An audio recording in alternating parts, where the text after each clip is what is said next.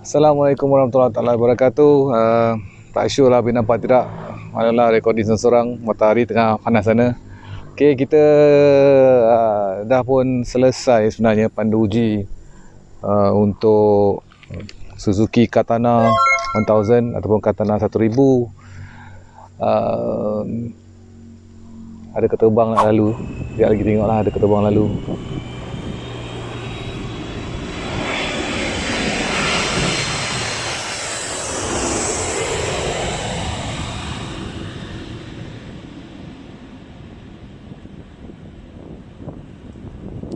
Saya dekat landasan KLIA.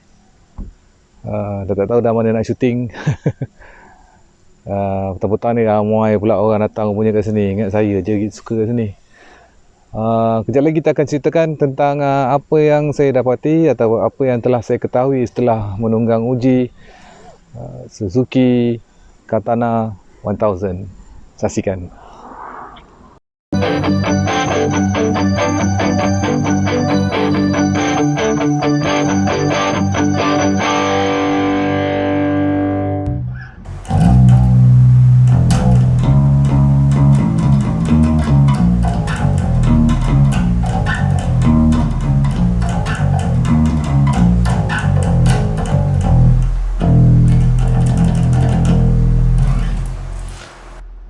Assalamualaikum. Nampak lain sikit hari ni. Boleh. Okay, kita nak bercerita tentang hasil uji pandu Suzuki Katana 1000. Mungkin cara kita menyampaikan hasil uji pandu kita hari ni agak berbeza, kerana sebenarnya saya dah buat rekod di bahagian di luar outdoor sebelah motosikal Katana tu lah. Tapi setelah dibawa pulang, saya dapati tidak berapa sesuai, terdapat banyak gangguan-gangguan lain ketika di lokasi. Maka kerana motor tu pun ada dalam waktu yang agak singkat dengan saya, kita cuma ada 4 hari lebih kurang untuk menguji pandu, untuk buat review dan juga untuk syuting lah. So bahagian on the road saya telah lengkapkan, cuma ini saya nak sampaikan untuk kali ini Suzuki Katana 1000 ni saya terus ke bahagian konklusi, kerana saya yakin telah banyak video-video yang ada di luar sana yang telah dilakukan oleh beberapa individu-individu lain. Maka saya tak mahu menyampaikan bahan yang sama untuk anda semua, dan anda boleh dapatkan video-video yang informasi-informasi yang mungkin anda perlukan melalui video-video diorang. Tapi saya nak sampaikan sini adalah apa yang telah saya capai ataupun saya hasil uji pandu saya. Sebenarnya Suzuki Katana 1000 ni yang telah pun sebenarnya diperkenalkan pada 2018 adalah sebagai satu model yang comeback, yang seperti ramai tahu, yang mana motor ini sebenarnya telah pun berada di pasaran sejak tahun 80-an, dan semua juga tahu bahawa motosikal Suzuki ini telah pun direka oleh pereka daripada Germany, daripada negara Jerman. Begitupun kita tak nak ceritakan tu, yang saya nak ceritakan di sini adalah ketika pelancaran tu saya dapat melihat sendiri ketika itu dalam satu EICMA Motor Show, satu motor show di Milan, Itali.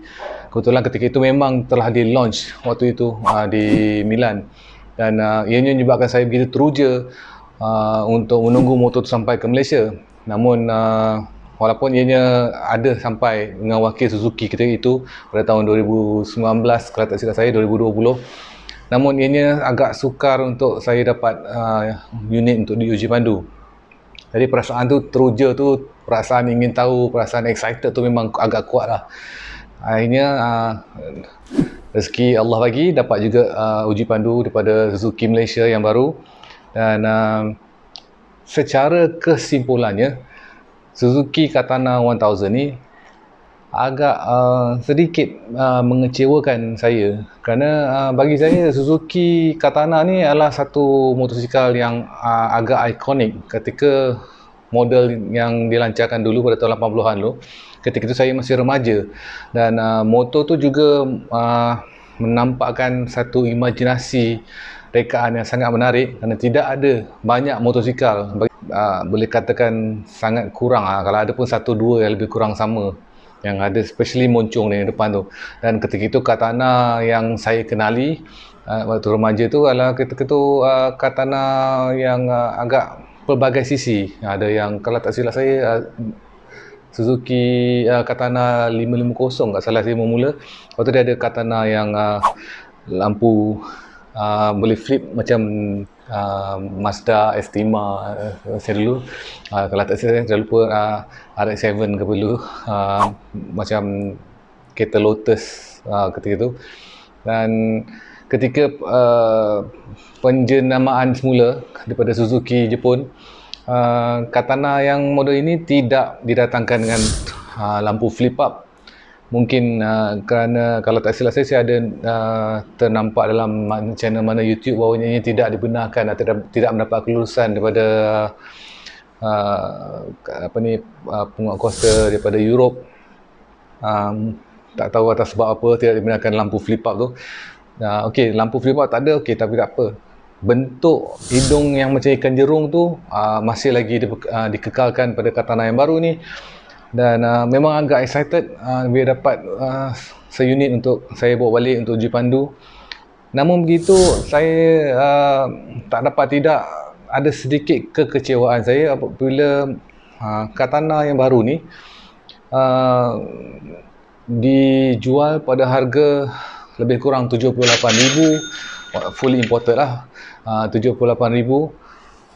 Tetapi ianya didatangkan dengan teknologi yang agak macam lebih kurang macam motor SV650, lebih kurang macam V-Strom. Maknanya dia cuma ada traction control 1, 2, 3 dan off lah, satu lagi traction off control. Lepas tu meter yang dibekalkan lah meter digital, tapi meter digital lah meter digital yang monokrom, yang tidak berwarna sangat, yang banyak background hitam. Dan ianya sebuah meter digital yang LCD yang agak teknologi lama kan. Dan informasi yang dibukakan dalam tu macam agak kurang menarik. Dia punya penanda jam, penanda waktu tu pun jauh dekat hujung kotak agak, macam tak berapa nampak jugalah. Dan susah juga nak nampak nombor-nombor yang dipamerkan, macam minyak berapa kilometer tinggal apa semua, agak susah untuk mata kasar pandang. Melainkan kita berhenti di satu tempat dan kita tenung meter tu. Dan selebihnya daripada segi throttle dia tak ada throttle by wire. Dia menggunakan dua kabel seolah-olah macam motor tahun 90-an, tahun 80-an.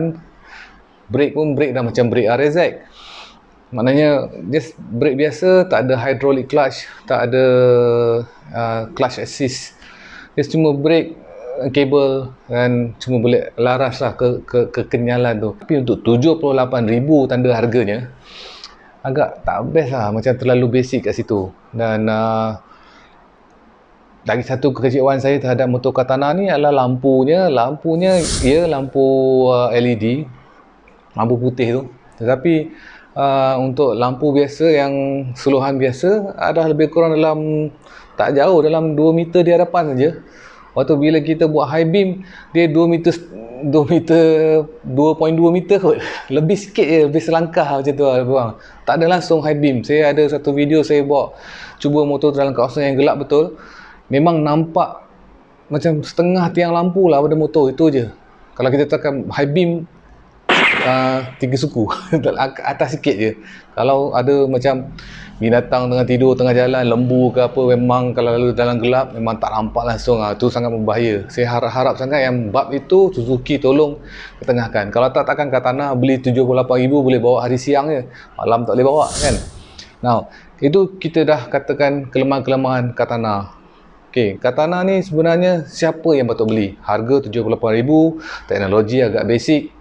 Tapi buat apa nak beli katana? Nah, ini adalah satu benda yang mungkin hanya terjadi kepada mereka-mereka yang minat akan jenama ini ataupun model ni.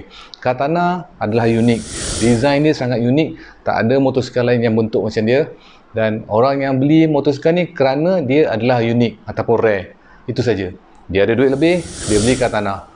Not to say that Katana ni teruk sangat handling dia. Tak. Suspension dia sangat, bagi saya, suspension dia sangat bagus daripada segi overall.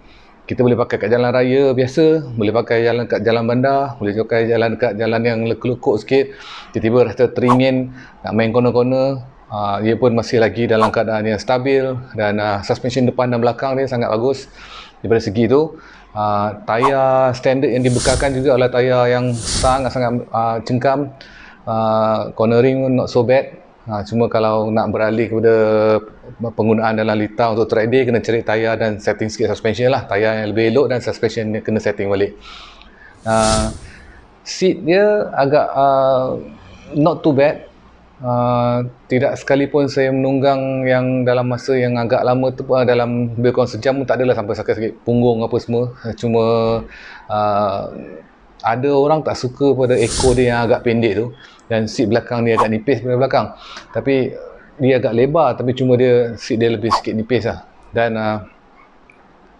apa nak cakap lagi, motor ni memang unik. Kalau kita minat pada Katana, kalau anda punya minat punya Katana, nak jadi macam Kamen Rider ke, nak jadikan macam kalau siapa dulu kecil-kecil pernah tengok cerita Street Hawk kan, sebiji lah macam Street Hawk dengan moncong gitu. Tapi itulah, motor ni kalau kita parking memang handsome. Kalau riding not so bad. Boleh agak kalau pergi genting tu nak sama ride dengan motor superbike. Kalau anda kepala gila, anda berani, boleh saing-saing lah motor superbike main naik atas genting. Tapi kalau nak long distance, agak juga problem lah. Sebabnya seperti yang mungkin anda tahu, semua orang tahu sebenarnya, kalau orang nampak motor Katana, orang mesti tanya, betul ke tangki dia cuma 12 liter? Memang tangki dia kecil lah. Tapi 12 liter kalau di Lebuh Raya Utara Selatan ni lah, rasanya tak ada masalah kot, sebab pam minyak sentiasa berada dalam jangkauan.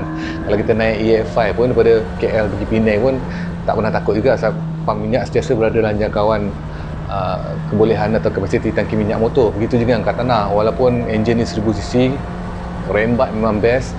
Ketika saya pandu uji di sebuah jalan yang agak lengang, G6 196 km tu masih ada lagi ruang boleh kita pulas throttle. Maknanya saya rasa motor ni dengan mudah lah dapat 200 km sejam, sangat mudah. Tapi kita cerita pasal Katana untuk hari ni, untuk video kali ni, untuk Katana, ia adalah sebuah motor yang unik, dan kebanyakan orang beli motor ni pasal dia unik, bukan pasal teknologinya. Daripada segi, bila kita sebut saya unik ni, saya mungkin kata cantik, anda mungkin kata tak cantik, buruk. Ada juga saya dengar orang tak suka ekor belakang dia terlalu pendek. Ada yang orang tak suka dengan dia punya pemegang plate number dia tak ada tak ada fender belakang, dia just penutup macam kata orang tu macam pelindung tayar, ataupun apa splash tu nama dia kan. Nah, jadi siap dengan plate numbers tu. Jadi motosikal Katana ni dia berada di, bagi saya dia, kalau markah tu 100%, saya bagi 50. Dia ada banyak bahagian yang saya agak kecewa, tapi ada bahagian yang menyebabkan lagi separuh bahagian 50% ni saya bagi dia 50%, sebab mungkin antara sebab dia 30% daripada 50% tu adalah sebabkan rupa dia. Rupa dia sangat unik. Jadi terima kasih Suzuki Malaysia kerana membekalkan seunit untuk saya pandu uji, dan sekiranya video ini membawa manfaat untuk anda, kongsi, share, jangan lupa subscribe, jangan lupa tekan button loceng tu untuk dapatkan informasi ataupun mendapatkan maklumat tentang video kami yang seterusnya. Dan jangan lupa, saya sedang menuju ke arah 10,000 orang subscriber, dan kalau kita dapat 10,000, kita akan keluarkan merchandise Fastlands TV. So mungkin anda boleh support saya, dan sama-sama lah kita menuju ke arah tu. Jumpa lagi. Assalamualaikum.